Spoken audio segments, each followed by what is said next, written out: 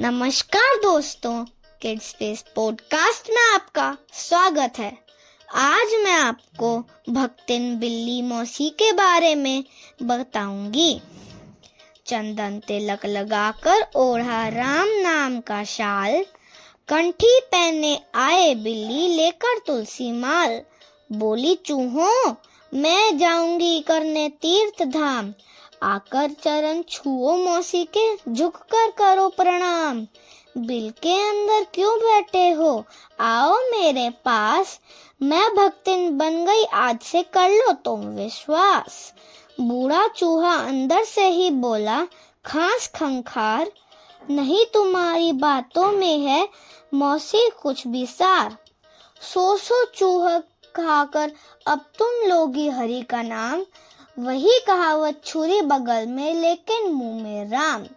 मन ही मन खिसियाई बिल्ली, चली ना उसकी चाल, लगी नोचने खंबा चढ़कर, गली ना उसकी दाल। धन्यवाद।